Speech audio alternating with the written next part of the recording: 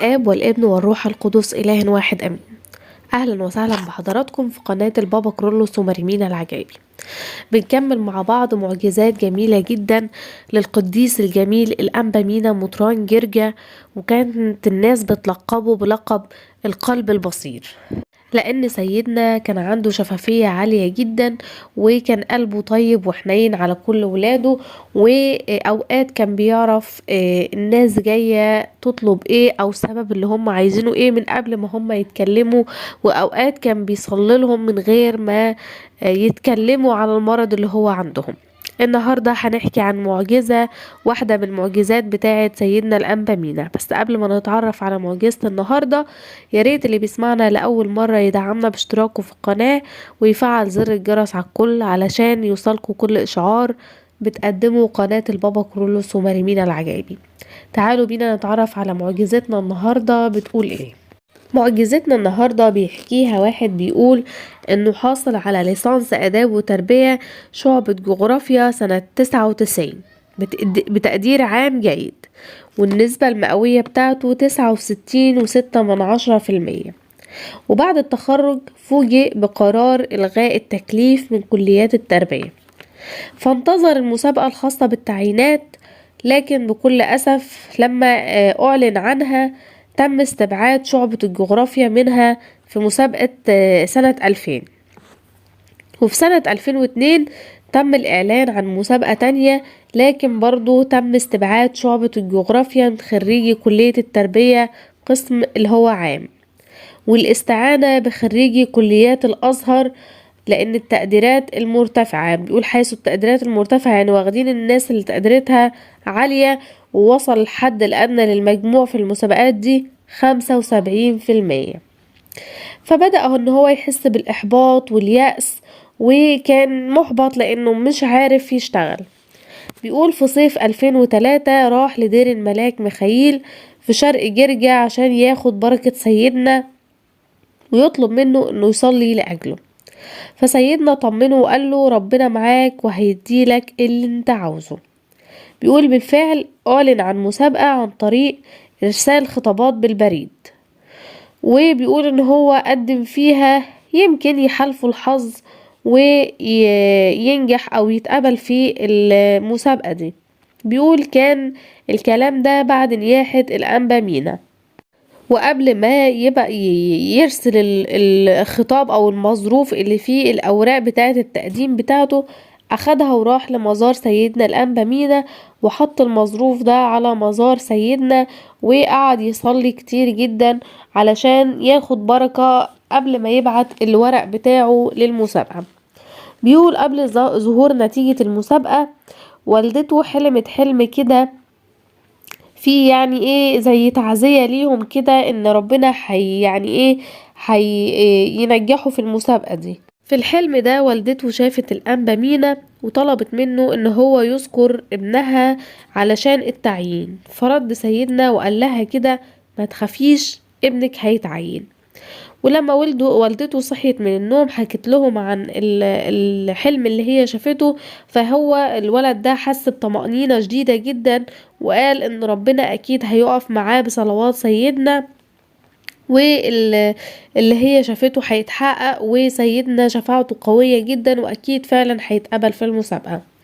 وفعلا نتيجة المسابقة طلعت، وكانت مفاجأة بالنسبة لهم سعيدة جدا لأنه لقى اسمه ضمن كشوف التعيين، وكمان بتبعت له خطاب التعيين، واستلم الشغل فعلا عشان يتحقق الحلم بتاعه اللي هو حلم التعيين والوظيفة.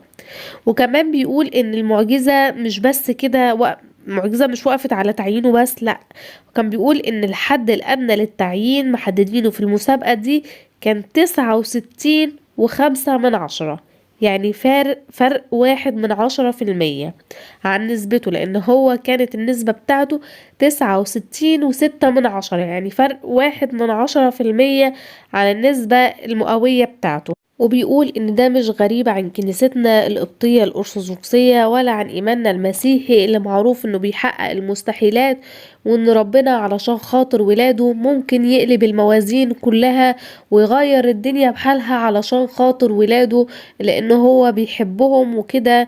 وبسبب القديسين اللي احنا بنتشفع بيهم زي الأنبا مينا، صلواتهم بتبقى قوية عنا عند رب المجد، عشان كده ربنا بيستجيب لصلواتهم وممكن يعمل اي حاجة علشان خاطرنا. وباستكمال حديثنا عن شفافية الأنبا مينا، بيقول واحد ان هو كان في المدرسة الثانوية في مدينة جرجا طالب يعني، وكان قاعد هو وزملاته في سكن في جرجا. واتفق هو وزملاته، هما بيقول ان هما كانوا في مرحلة الطيش، ان هما يروحوا مكان ما بيمجدش اسم ربنا. وكانت الساعة 8 بالليل، واتفقوا خلاص ان هم هيروحوا الساعة 8. بيقول لكن لظروف خارجة عن ارادتهم ملقوش المكان اللي هيروحوا ليه، او ملقوش المكان اللي يوصلوا فيه، اللي هو المكان اللي بيقولوا ما بيمجدش اسم ربنا ده فرجعوا للسكن بتاعهم تاني. وفي تاني يوم بيقول قرر ان هو يروح لدير الملاك في شرق جرجا اللي موجود فيه الأنبا مينا وياخد بركته. وكانوا واقفين في طابور طويل كده، ولما جه دوره في الطابور جه عشان يسلم على سيدنا، رفض الأنبا مينا انه يديله بركة او حتى يصليله، حتى ان تلميذه ابونا بولا طلب من نيافته ان هو يصليله. لكن سيدنا كان موجه كل كلامه للطالب ده، وبصله كده بنرفزة وضيق وقال له امبارح كنت فين الساعة 8 بالليل؟ فالطالب ده بقى مندهش جدا ومذهول واتكسف من نفسه وكان بيبص في الارض. وبعدين سيدنا قعد ينصحه وقال له ابوك يبقى راجل طيب، ما يصحش تعمل كده في ابوك، يعني ابوك راجل كويس وطيب، ما ينفعش تعمل اللي انت كنت هتعمله ده. كمل سيدنا وقال له اللي معاك دول عاوزين يضيعوك. وفي النهاية بعد ما سيدنا كان بينصحه ويكلمه صلاله، وبيقول أنا خرجت من عند سيدنا وكنت بتمنى إن الأرض تفتح بقها وتبلعني. وبيقول أنا مش عارف سيدنا جاب الشفافية دي كلها منين، اللي أظهرت لسيدنا إنه يعرفه كأنه يعرفه تمام جدا ويعرف عيلته كويس قوي قوي، لأنه قال له أبوك راجل طيب. فبيقولوا ما كانش حتى يظن ان سيدنا هيحدد الوقت والساعة اللي هم خرجوا فيه علشان يروحوا المكان اللي مش كويس ده. وده بيبين شفافية وقداسة الأنبا مينا، وكمان خوفه ومحبته على ولاده، وإن هو عايزهم دايما يبقوا في حضن الكنيسة وما يبعدوش عنها أبدا. بيقول في مرة تانية راح لسيدنا علشان يستشيره ان هو يعمل اعادة للثانوية العامة لانه تقريبا كان مجموعه مش كويس، لكن سيدنا رفض بشدة جدا وقال له مش هتنفع، لانك انت هتحصل لك ظروف هتعطلك عن المذاكرة. بيقول بالفعل حصل معاهم في البيت ظروف عائلية ما كانتش نافعة ان هو هيبقى في الجو اللي هو حاصل فيه الظروف دي ان هو يذاكر او يركز في الدروس بتاعته او في اعادة الثانوية العامة كصعوبة يعني باسم الثانوية العامة لما حد بيسمع اسمها ان هي صعبة جدا. فسيدنا زي ما هو قال له بالظبط حصلت لهم ظروف في البيت منعته ان هو هيعرف يذاكر بعد كده، وأيقن إن كل شيء كان مكشوف قدام سيدنا، وإنه عنده شفافية عالية جدا جدا وعارف كل شيء، ونصحه باللي هو يكمل حياته بعد كده وما يعيدش الثانوية العامة تاني. بركة وشفاعة القديس العظيم الأنبا مينا تكون معانا أمين.